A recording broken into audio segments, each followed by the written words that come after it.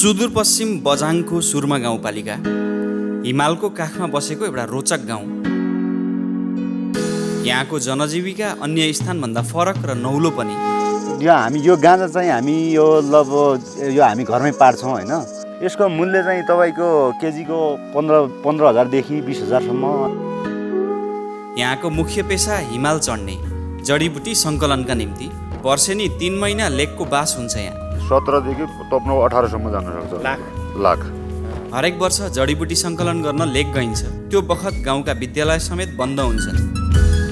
वैशाखदेखि असाढसम्म 3 महिना लगभग हाम्रो विद्यालय भन्दा पनि पालिकाभरिका विद्यालयहरू बन्द भएकोले के कारणले यार्सा गुम्बा सङ्कलन गर्नको लागि माथि लेकतिर जानुपर्ने हुन्छ होइन। कसरी चाहिँ त्यो यार्सा गुम्बा तराईमा चाहिँ हामी 100-150मा पाउन सक्छौँ त भन्ने विषयमा चाहिँ मैले आज उत्तर के पाएँ भन्दाखेरि छाउपडी प्रथाका निम्ति बन्छन् छाउगोठहरू, जुन आज पनि प्रयोग हुन्छ। बाहिर भने बस्दा हो कि बस्दैन? त्यही त बस्छ बस्छन्। अहिले पनि प्रयोग गर्नुहुन्छ यसलाई? प्रयोग गर्छन्। यसको चाहिँ के अनौठो लाग्यो मलाई भने चाहिँ यो सम्पूर्ण घर चाहिँ 2 खण्डमा विभाजित छ। 2 तलाको घर छ भने तल्लोको तलामा चाहिँ एउटा महिलाहरूले आफ्नो के अरे त्यो छाउ पढ्ने कोठा नै अलग्गै बनाएको हुन्छ होइन। महिलाहरू चाहिँ यहाँको के हुन्छ भन्दाखेरि चाहिँ बिहानदेखि बिहान 4 बजेदेखि नै बेलुका 8 बजेसम्म चाहिँ एकदमै व्यस्त हुन्छन्। उनीहरू चाहिँ जस्ट गाउँ छोडेर चाहिँ सहर जाने कार्यहरूमा चाहिँ अलिकति संलग्न धेरै नै कम छन्। पृष्ठभूमिमा हामी जुन घर देख्दैछौँ यो चाहिँ 70 वर्ष पुरानो घर। 70 वर्षदेखि अहिलेसम्म यथावत अवस्थामा रहेको, यसलाई खासै धेरै सुधार पनि गरिएको छैन। सुरमाको जनजीवन र प्राकृतिक दृश्यहरू राख्ने प्रयास गरेका छौँ। कृपया केही समय छुट्याएर भिडियो अन्त्यसम्म हेर्नु है त।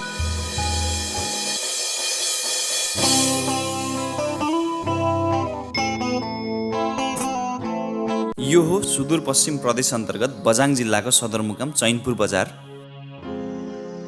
बझाङ सदरमुकाम चैनपुर 2 नदीबीच बसेको सहर हो। बाहुलीघाट र सेती नदीको दोभानमा अवस्थित छ चैनपुर।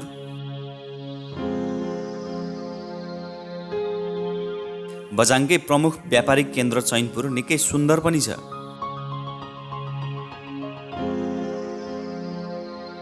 वरिपरि डाँडाकाँडाले घेरेको चैनपुर समुद्री सतहबाट 1300-1400 मिटर मात्र उचाइमा रहनाले निकै गर्मी पनि महसुस हुन्छ। यहाँ चैनपुरबाट 2वटा सडक फाट्छन्, एउटा साइपलतर्फ भने अर्को सुरमा गाउँपालिकातर्फ। चैनपुर पुग्ने मार्ग सुदूरपश्चिम कैलाली जिल्लाको अत्तरियाबाट छुट्छ। अत्तरियाबाट डोटी, डडेलधुरा, बैतडी जिल्ला पार गर्दै बझाङ पुगिन्छ। अत्तरियाबाट बझाङ सदरमुकाम त्यस्तै 8-9 घण्टाको सवारी दूरीमा पर्छ। धनगढी, महेन्द्रनगर या अत्तरियाबाट दिवा र रात्रि दुवै बस पाइन्छ चैनपुर पुग्ने। अहिले हामी चैनपुर बजारमा छौँ। चैनपुर चाहिँ यो बझाङ जिल्लाको सदरमुकाम हो। ठ्याक्कै यो बाहुली खोला र उताबाट आउने सेती नदी जुन कर्णालीको चाहिँ सहायक नदी हो, यो 2टा नदीको सङ्गममा रहेको साह्रै सुन्दर यो चैनपुर बजारबाट आजको हाम्रो यात्रा भनेको सुरमा गाउँपालिकाको। सुरमा गाउँपालिकामा अहिले मेलाको माहौल छ। सुरमा गाउँमा साह्रै सुन्दर मेलाको 4 दिन हामी त्यहीँनिर बिताउनेछौँ भने त्यहाँबाट फेरि अझै राम्रो पर्यटकीय स्थल सँगै धार्मिक महत्त्व धेरै बोकेको माथि सुरमा सरोवरसम्मको हाम्रो गन्तव्य रहनेछ। अहिले भने हामी चैनपुरबाट अगाडि बढ्दैछौँ बिचको गाउँहरूको दृश्यहरू हेर्दै। चैनपुरबाट एउटा 4 व्हिल्ड गाडीमा यात्रा बढाउने भइयो। करिब 2 घण्टामा हामी चैनपुरबाट सुरमा गाउँ पुग्नेछौँ।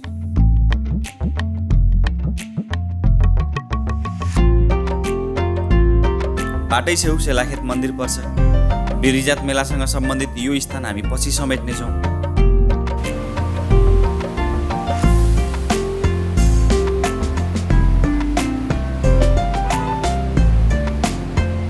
सडक त्यति सहज चाहिँ छैन, खोला किनार गएको छ मार्ग।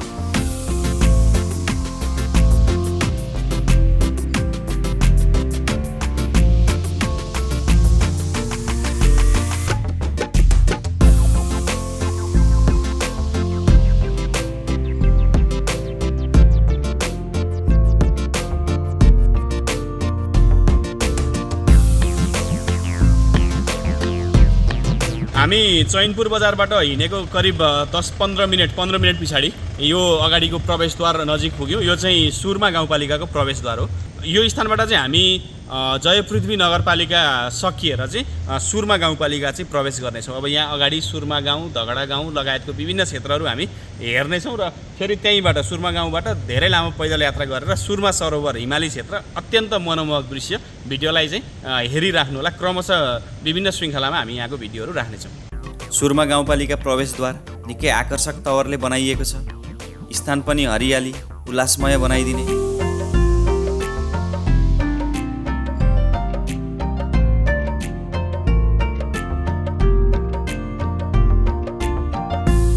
हामी अझै अगाडि बढेर हामीले यो अगाडिको खोला कट्यौँ। खोलाको नाम चाहिँ देउडे घाट। यो दोगडी गाउँ साह्रै सुन्दर लाग्यो। अगाडि चाहिँ यो साह्रै राम्रो धान बालीको फाँटहरू, यसलाई चाहिँ यता पश्चिमतिर जिउला भनिन्छ। यो जिउला अनि जिउलादेखि परपट्टि रहेको दोगडी गाउँ साह्रै सुन्दर। यो सुरमा गाउँपालिका 2 पर्ने गाउँ दोगडी। यो अझै पनि यहाँनिर हामीले टिपिकल गाउँले परिवेशको यो पश्चिमा बस्ती घरहरूको नमुना देख्न सक्छौँ। हेरौँ यति सुन्दर गाउँलाई एकपटक मजाले। करिब 30-40 घर सङ्ख्या एकै ठाउँमा भएको सुरमाको दोगडी गाउँ। पुरानै प्रकारका ढुङ्गाका छाना भएका घरहरू देखिन्छन् दोगडीमा। गाउँको मध्यमा चुच्चो गरी उठेको सायद धुपी जातको वृक्ष हुनुपर्छ यो। नदी या भनौँ गाडको नजिक रहेको स्थान। सिँचाइको सुविधा भएकाले धानबाली मजाले सप्रिएको देखिन्छ। धानबालीसँगै मकै पनि उत्पादन हुन्छ यस स्थानमा।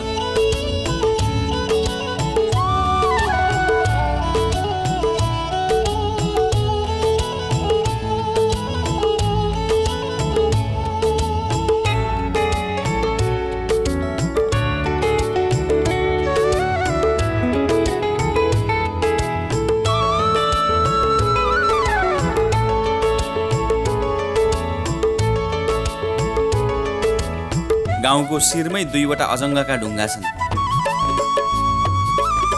सदियौँ अघिबाट यी ढुङ्गा या चट्टान यसै गरी अडी नै रहेका छन्। स्थानीयका अनुसार यी ढुङ्गा सत्ययुगमा मानिसले बोकेर ल्याएका हुन्। यसको धार्मिक महत्त्व पनि रहेको छ।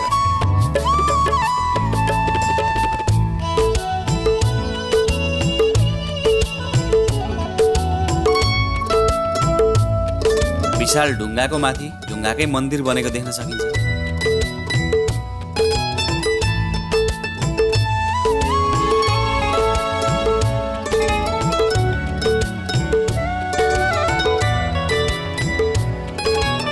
हामी क्रमशः उचाइ चढ्दै गयौँ। सल्लाहका वृक्षहरू बाटो छेउ भेटिँदै गए।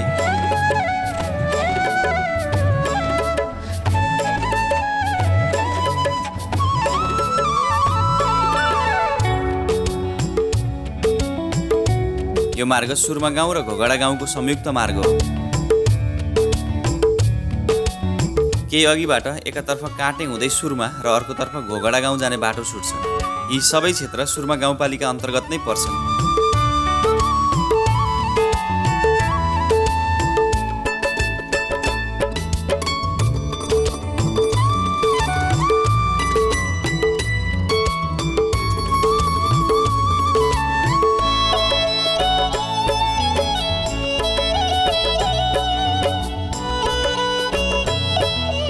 हामी घोगडा गाउँ जाने मार्ग छोडेर सुरमातर्फ अघि बढ्यौँ। यो अगाडिको गाउँलाई काटे भनिन्छ। सुरमा गाउँपालिका वार्ड नम्बर 3 अन्तर्गत पर्ने यो काटे भन्ने स्थान। काटेमा चाहिँ अब पहिले चाहिँ यहाँनिर पुराना घरहरू थिए भने अहिले चाहिँ विस्थापित भएर प्राय सिमेन्टेड घरहरू, कङ्क्रिटले बनेका घरहरू देख्न सकिन्छ। एउटा सुगम ठाउँमा पर्ने बझाङ जिल्लाको सुरमा गाउँपालिकाको एकदमै सुगम ठाउँमा पर्ने स्थान मानिन्छ यो। किनभने अब विद्युत अनि छेउमा चाहिँ सडक मार्गले जोडेको काटे एउटा सुन्दर सँगसँगै पहाडको काखमा बसेको एउटा स्थान अथवा गाउँ मान्न सकिन्छ।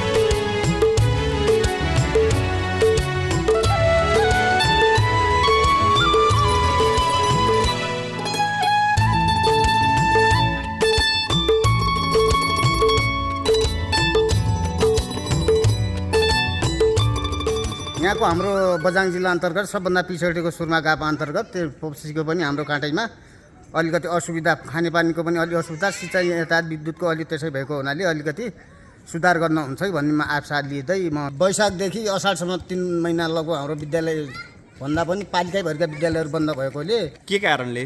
यार्सागुमा सङ्कलन गर्नको लागि माथि लेकतिर जानुपर्ने हुन्छ होइन।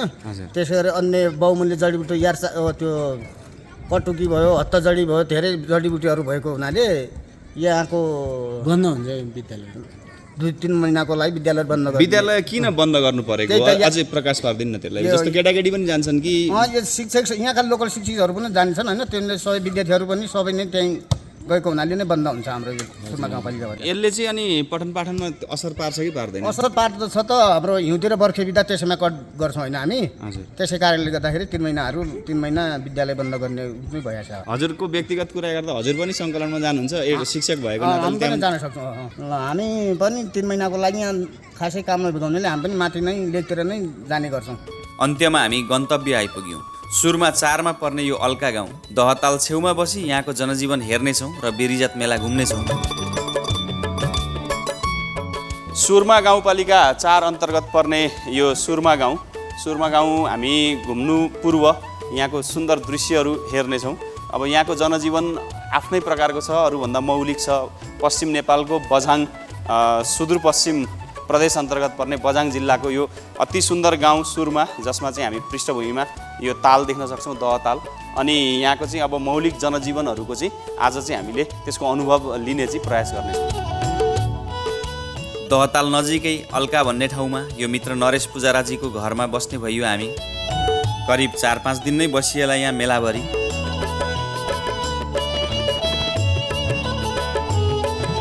बीचमा ताल, वरिपरि डाँडाकाँडा र छरिएर बसेको बस्ती, हरियाली र स्वच्छ वातावरण, चिसो हावापानी, निकै मनमोहक छ वातावरण।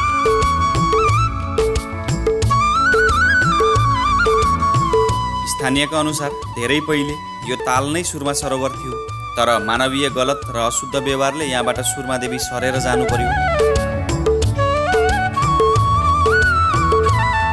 सुरमादेवी माथि हिमालतर्फ सरेर गएपछि यो तालको धार्मिक मान्यता पनि सकिएर गयो।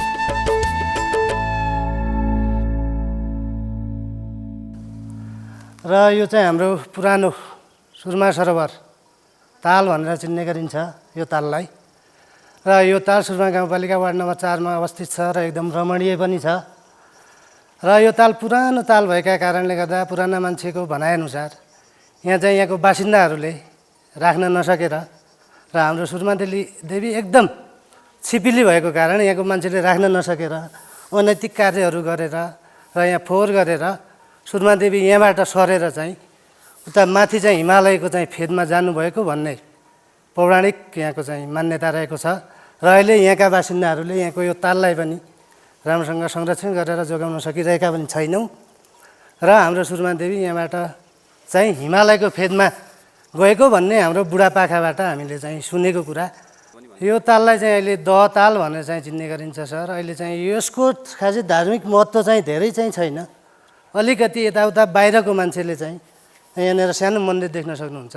यो मन्दिरको पूजाआजा चाहिँ गर्ने गरिएको छ। तर माथिको जुन मेन ताल छ त्यसको तुलनामा यसको धार्मिक महत्त्व चाहिँ बिस्तारै दिन प्रतिदिन घट्दै गइरहेको छ।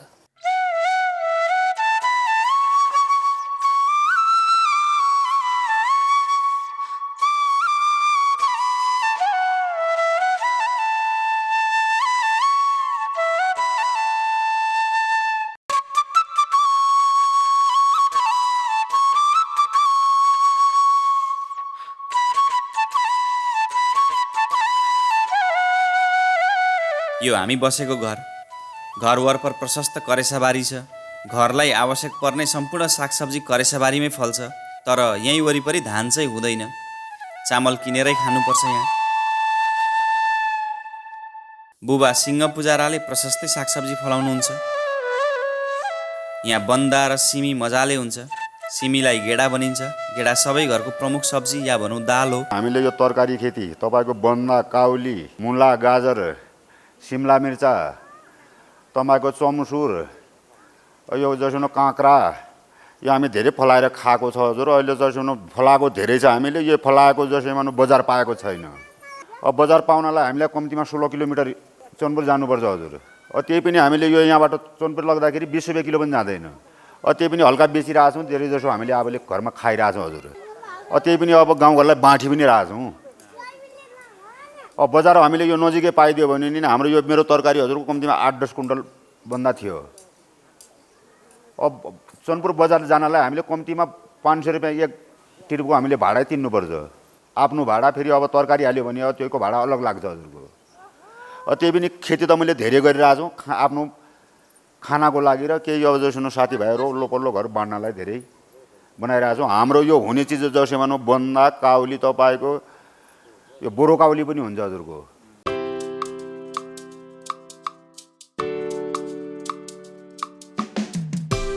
यस गाउँको प्रमुख पेसा चाहिँ यार्सा गुम्बा सङ्कलन नै हो। यार्सालाई किरा या जरा भनिन्छ, जुन प्रति किलो 18 लाखसम्म बिक्री हुन्छ। वर्षको 2-3 महिना किरा खोज्न लेकतिर बास हुन्छ। यसको मूल्य यो एक पिस हजुरको लगभग तपाईँको 350 रुपियाँसम्म जान्छ। किलोको डुप्लिकेट 17 अहिले 17 तपाईँको 17,000 किलोको जान्छ। ओरिजिनलको 17 देखि तपाईँ 18सम्म जान सक्छ लाख। हामीले यो पहिली निकाल्दाखेरि तपाईँको 49 सालमा निकालेको थियो हजुरले। 49 सालमा तपाईँको 8,000 रुपियाँ केजी मात्र दियो हामीले। त्यसपछि जाँदा जाँदा तपाईँको 12, 13, 14, 15, 16, 18सम्म गएको छ हजुरको यो। नक्कली जरा तपाईँको धेरै हाई गयो भने 17,000 रुपियाँ केजी मात्र जान्छ। नक्कली र सक्कली छुट्याउनलाई एकदम सजिलो छ हजुरको। नक्कली तपाईँको रातो हुन्छ, सक्कली एउटा पहेँलो रङको हुन्छ। यो सक्कलीमा एउटा यसमा पनि तपाईँको अलि सलाइको काँठी हुन्छ नि, त्यस्तो देखिरहेको हुन्छ हजुरको। माथि यो घाँस पनि यो घाँसै हो हजुरको। यसलाई काटेपछि यसलाई सुँगो त यो सेन्ट कस्तो हुन्छ, एकदम राम्रो हुन्छ। यसलाई सुँग्नु पर्यो। एक खालको यसको बास्ना आयो, सेन्टै आउँछ, सेन्ट आयो, अलग्गै सेन्ट आउँछ यसको। यो खाँदा भयो? खाँदा फरक पर्दैन, यसलाई के हुँदैन हजुरले। औषधि त हो यो। खाँदा पनि यसबाट एउटा विशेष खालको स्वाद आयो। कम्तीमा अलिकति यो बेस्वाद जस्तो केही स्वाद हो कि जस्तो पनि चाहिँ यसको आउने। मलाई जहिले पनि यो यार्सा गुम्बाको विषयमा चाहिँ एउटा कुरा चाहिँ अनौठो लाग्थ्यो। जस्तो अब यो चाहिँ हाम्रै सहरहरूतिर तराईका क्षेत्रहरूतिर चाहिँ केही चाहिँ जडीबुटी बेच्नेहरूले कम्तीमा 80 रुपियाँसम्म मैले यो किनेको छु, नत्र 150-200 रुपियाँमा उहाँ पाइन्छ। जबकि यो स्थान अहिले हामी भएको स्थान भनेको ठ्याक्कै यार्सा गुम्बा चाहिँ सङ्कलन गर्ने किसानहरूले डाइरेक्ट ल्याउने यो हिमालबाट त्यो स्थानमा छौँ भने यहाँबाट यो बिक्री हुँदैखेरि मिनिमम यसको 350 रुपियाँ 400 रुपियाँसम्म चाहिँ प्रति गोटा प्रति पिस जान्छ भने कसरी चाहिँ त्यो यार्सा गुम्बा तराईमा चाहिँ हामी 100-150मा पाउन सक्छौँ त भन्ने विषयमा चाहिँ मैले आज उत्तर के पाएँ भन्दाखेरि यार्सा गुम्बा 2 प्रकारका हुन्छन्। अथवा भनौँ यार्सा गुम्बा हुन त ओरिजिनल त एउटै हुन्छ, तर यसको डुप्लिकेट या भनौँ यसको ठ्याक्कै कपी चाहिँ अर्को हुन्छ जसको चाहिँ औषधीय गुण छैन र त्यसलाई चाहिँ अब यो गाउँले त त्यो सङ्कलनै गर्नुहुन्न। केही साइपलका केही क्षेत्रहरूका चाहिँ किसानहरूले त्यो सङ्कलन गरेर त्यसलाई चाहिँ प्रति केजी 17,000मा बेच्नुहुन्छ, जबकि यो ओरिजिनल जुन छ वास्तविक यार्सा गुम्बा यो चाहिँ प्रति केजी 17 लाख 17,000 र 17 लाख बिचको ठुलो ग्याप छ एउटा। अनि किन चाहिँ सङ्कलन गरिन्छ त त्यो डुप्लिकेट यार्सा गुम्बा जसको औषधीय गुणै छैन भन्ने उत्तर पनि मैले के पाएँ भने त्यसलाई चाहिँ तराईका क्षेत्रहरूमा गएर चाहिँ झुक्क्याएर चाहिँ यार्सा गुम्बाको नाममा बिक्री गर्न चाहिँ सकिन्छ, जसको लागि त्यसको मूल्य चाहिँ छ। फेरि यहाँबाट 17,000 प्रति किलो जान्छ भन्नुको मतलब अब एउटा त कति यो त 5-10 रुपियाँ यहाँमा जाने भयो यहाँबाट, जसलाई चाहिँ 80 देखि 100-150मा तराईमा बेच्दा पनि फाइदै हुन्छ। भनेपछि अब हामीले सतर्क के कुरामा रहनु पर्यो भने यार्सा गुम्बाको जस्तै आकृति भएको तर फरक वनस्पति अथवा यो के भन्ने यो किरा पनि वनस्पति भने जस्तो अर्को यस्तै चाहिँ जुन छ त्यो चाहिँ डुप्लिकेट रूपमा बिक्री भइरहेछ। अब फरक कसरी छुट्याउने यहाँको स्थानीयहरूले त मजाले छुट्याउनुहुन्छ। यसमा अब यसका चाहिँ खुट्टाहरू स्पष्ट देखिन्छ, आँखा छ, त्यहाँबाट चाहिँ यो झार गएको छ र यसको कलर बेसार जस्तो पहेँलो छ। यदि त्यसको रङ चाहिँ रातो आउँछ भने त्यो डुप्लिकेट हो, यदि बेसारको जस्तो रङ आउँछ र एउटा सुगन्ध आउँछ यसबाट मगमग सुगन्ध त्यो छ भने चाहिँ त्यो ओरिजिनल हो भनेर चाहिँ हामीले छुट्याउन सक्ने अवस्था छ। यस गाउँमा प्राय पुराना प्रकारका ढुङ्गेन घरहरू प्रशस्त भेटिन्छ, जसको बनावट भिन्न छ। 2वटा च्याम्बर या खण्ड भएको घरहरू हुन्छन् सुर्मामा प्राय। हामी बसेको घर हाम्रो नरेशजीको घर, नरेश पुजाराको घर, एउटा बजाङ टिपिकल घरको रूपमा हामी लिन सक्छौँ। यो एकदमै नमुना हुनसक्छ बजाङको घरको लागि। यसको चाहिँ के अनौठो लाग्यो मलाई भने चाहिँ यो सम्पूर्ण घर चाहिँ 2 खण्डमा विभाजित छ। यो घरको बिचमा एउटा पार्टिसन अथवा बेरा छ। त्यो बेराबाट उतापट्टिको एउटा खण्ड भयो भने यतापट्टिको अर्को खण्डको रूपमा रहेको छ। त्यो एउटा खण्डबाट अर्को खण्डमा जाने कुनै उपाय छैन, अर्थात् ढोकाहरू छैनन् बिचमा। यो वल्लो खण्डले पल्लो खण्डमा जानको लागि फेरि तल ओर्लिएर अनि अर्को सिँढीको माध्यमले जानुपर्छ। अर्थात् यो घरमा 2टा सिँढी छन् माथि उक्लिनको लागि। र यहाँनिर तल्लो तल्लामा चाहिँ मान्छे बसिन्छ भने माथिल्लो तल्लामा चाहिँ भान्सा छ। भान्सा प्रायः हामीले चाहिँ तल चाहिँ देखेका हुन्छौँ प्रायः जसो, अनि माथि चाहिँ बसिन्छ भने त्यो चाहिँ हुँदैन यहाँनिर। अनि यो घर पनि एकताल हेरिहरू माथि चढेर कस्तो छ भन्ने हिसाबले एउटा पहिलो एकतिरको खण्डबाट चढ्ने प्रयास गरौँ।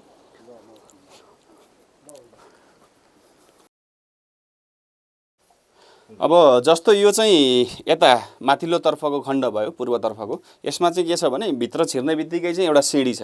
यो सिँढी चाहिँ एउटा पासेज भएर गएको छ भने यहाँबाट माथि चढ्नको लागि चाहिँ हामीसँग एउटा सानो सिँढी छ। तल्लोपट्टिको खण्डमा पनि यस्तै सिँढी छ जसबाट चाहिँ माथि चढ्न सक्छौँ। यो खण्डबाट जस्तो यो चाहिँ जुन भित्ता भयो, यो भित्ताबाट उतापट्टि जानको लागि चाहिँ कुनै पनि ढोकाहरू छैनन्।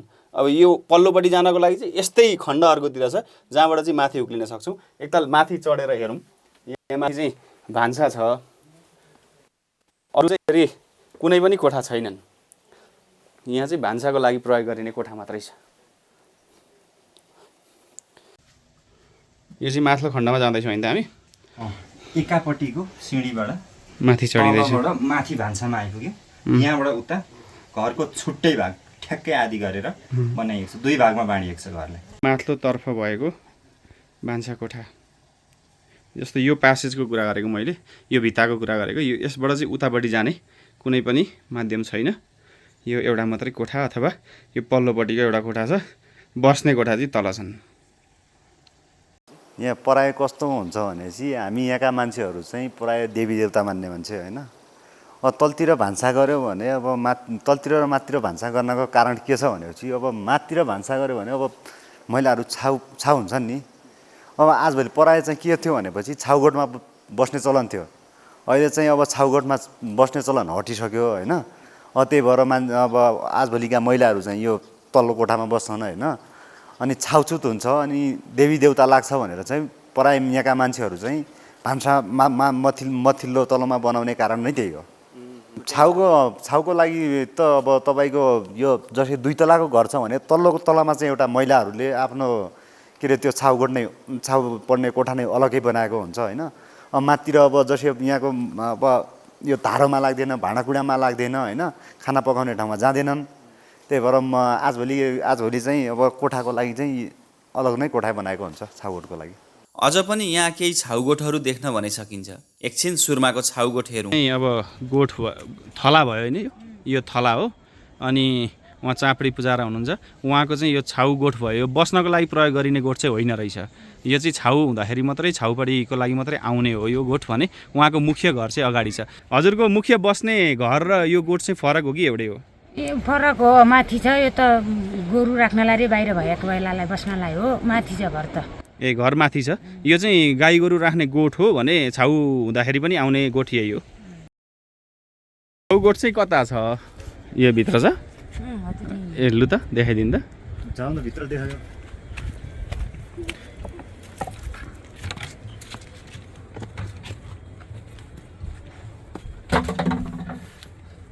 यहीँनिर बस्नुहुन्छ? लुगा फाटाहरू भनेको ओड्ने ओछ्याउने बस्नको लागि चाहिने उहरू चाहिँ छैनन्। अहिले प्रयोगमा छ कि छैन? यो बाहिर भने बस्दा हो कि बस्दैन? त्यही त बस्छ। बस्छन्। अहिले पनि प्रयोग गर्नुहुन्छ यसलाई? प्रयोग गर्छन्। अनि कति दिन बस्नुपर्छ यहाँनिर? 4 दिन। अनि सुत्केरी हुँदाको अवस्थामा चाहिँ कति दिन बस्नुपर्छ? बच्चा भएपछि?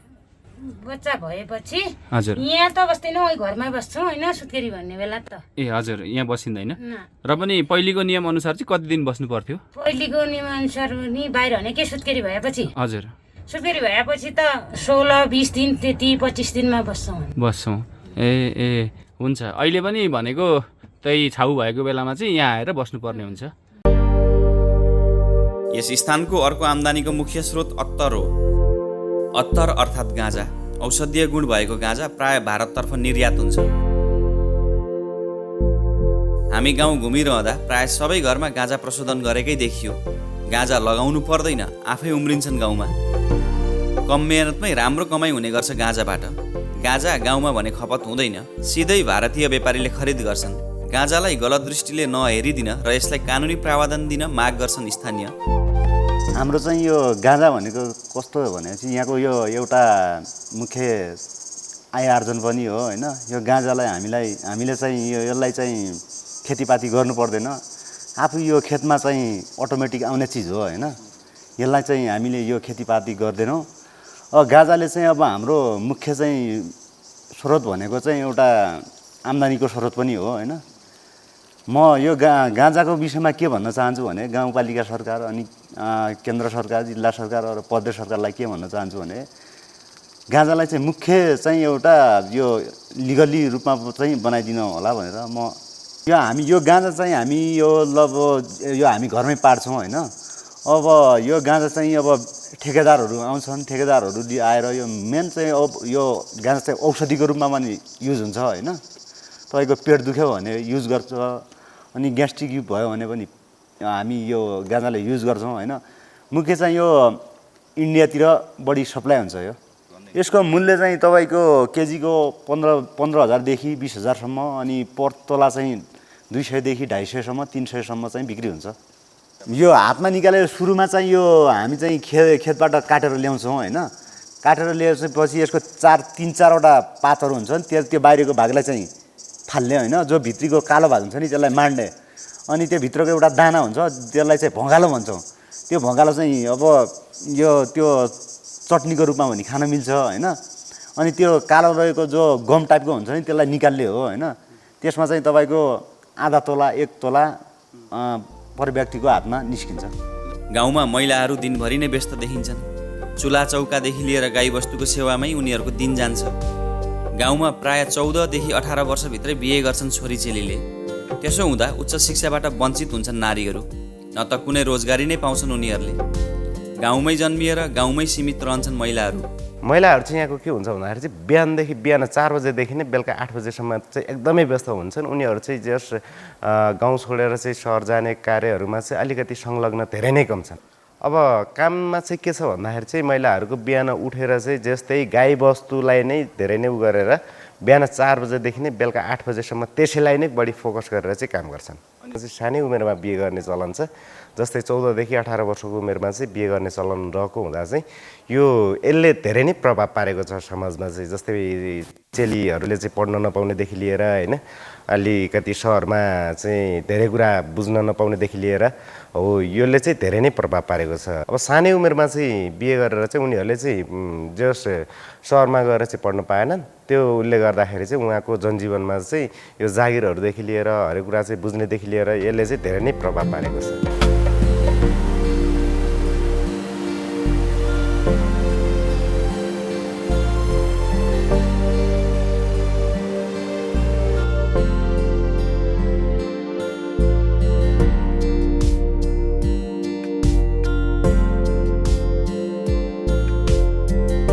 समुद्री सतहबाट करिब 2300 मिटर उचाइमा अवस्थित यस सुरमा गाउँमा विशेष गरी पुजारा, जेठारा र बोहराहरूको बसोबास छ। त्यसै गरी अन्य पनि बस्नुहुन्छ अलिकति कम सङ्ख्यामा। विशेष गरी चाहिँ बाहुल्यता चाहिँ पुजारा, जेठारा र बोहराहरूकै छ।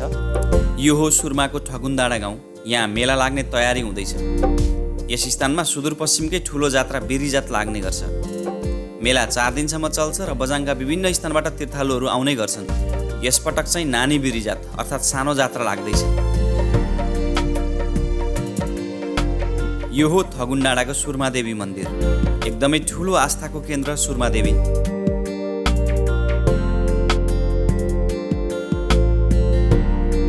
गाउँ छेउैबाट बहेर जान्छ जेउडे गाड। गाड अर्थात् नदी या खोला।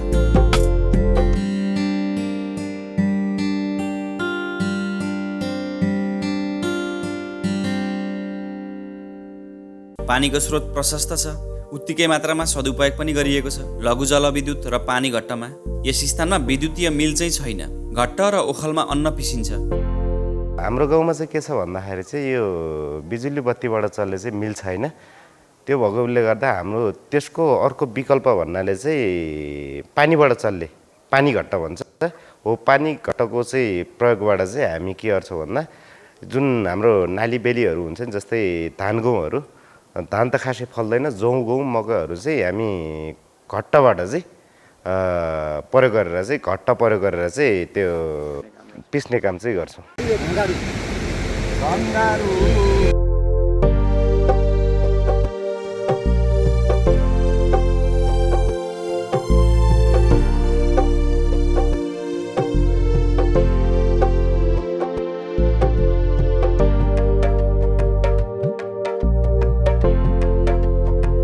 गाउँमा यसै हेर्दा सबै घर जस्तै देखिए पनि यहाँ खला र गोठहरू पनि छन्। प्राय घरको एउटा खलो हुन्छ अन्नपातका निम्ति। खला यस्तो हुन्छ, जौँ र गहुँका निम्ति बनिन्छन् खला। खला भन्छन् होइन? हजुर। यसमा के गर्छन् भनेपछि हाम्रो जौँ अनि गहुँ दुईटा बाली हुन्छ होइन? दुईटा बाली चाहिँ अब हामी खेतबाट यो आँसीले काटेर एउटा ढोकामा जम्मा गरेर अनि माथिल्लो जो त्यो ढुङ्गाले छुवाएको छ नि, त्यसभित्र हामीले त्यो यो के अरे जौँ र गहुँको बाला हाल्ने हो। अनि तलबाट चाहिँ हामीले आगो बालेर त्यसलाई सुकाउने होइन? सुकाइसकेपछि हामीले चाहिँ माथिको त्यो बालालाई चाहिँ तल त्यो भुइँमा फालेर हामी त्यो एउटा लठीले चुट्छौँ होइन? चुटिसकेपछि त्यहाँबाट दाना निस्किन्छ। त्यो दानालाई हामीले त्यो हावा आएको बेला अनि त्यसलाई त्यो हामी के त्यो भुस भन्छ, भुसलाई फालेर अनि त्यो दानालाई चाहिँ त्यसमा जम्मा गरेर हामी त्यसपछि त्यो अन्न निकाल्छौँ। अनि यो चाहिँ कतिवटा सङ्ख्यामा छन् यस्तो? यो त तपाईँको ल जति अब सुरमा गाउँपालिकाभरि तपाईँको वार्ड नम्बर 4मा चाहिँ तपाईँको 1000-1200 जनाको घर परिवार छ। त्यसमा चाहिँ तपाईँको केही नभए पनि 300-400 चाहिँ खला छ। यसलाई चाहिँ खला भनियो? खला भनिन्छ। ए हुन्छ। गाउँ निकै हरियाली छ, उत्तिकै मनोमोहक पनि। घरहरूका आकार प्रकार उस्तै राम्रा।